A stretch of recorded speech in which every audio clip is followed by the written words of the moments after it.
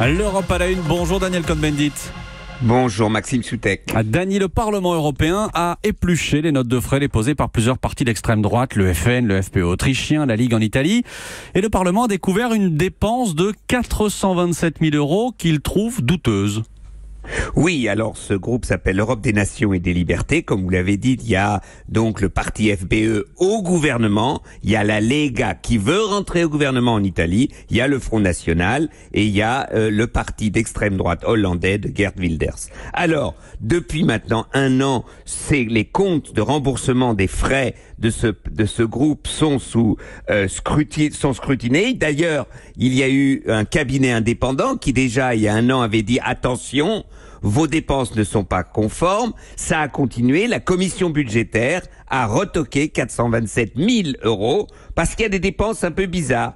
Par exemple, bouteille de champagne à 80 €, c'est pas mal. Ou alors des dîners à 400 € par personne. C'était des dîners très fins et très copieux. Bref, le Parlement européen dit ça suffit et le président, donc Monsieur Tajani et les vice-présidents, dit ou maintenant vous expliquez comment vous avez dépensé cet argent, comment vous n'avez pas respecté la nécessité d'appel d'offres, sinon, on vous enlèvera ces 427 000 € de remboursement des frais, 17% quand même des remboursements des frais pour l'année 2018. Dany, ça n'est pas la première fois que le FN et ses alliés se retrouvent sur le radar du Parlement.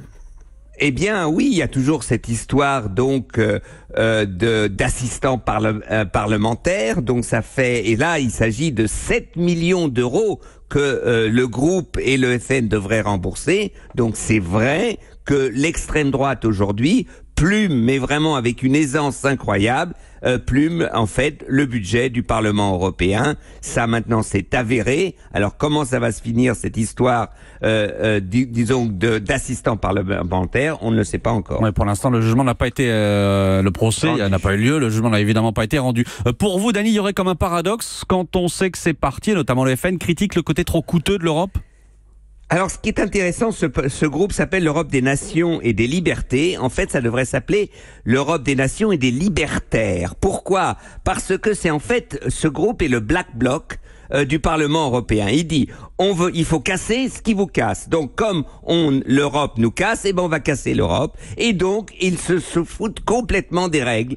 Ils dépensent comme ils veulent, ils font ce qu'ils veulent. La liberté est à nous. Et donc, ce groupe ne veut pas respecter l'Union européenne, ne veut pas respecter le Parlement européen, et donc dépense n'importe comment.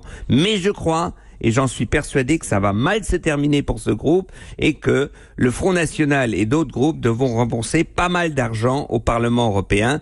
La note sera salée. Elle est peut-être libertaire, liberté, Europe des Nations, mais l'argent reste l'argent. Ça s'appelle en euros des millions à rembourser. L'Europe à la une. Merci Dany. À demain.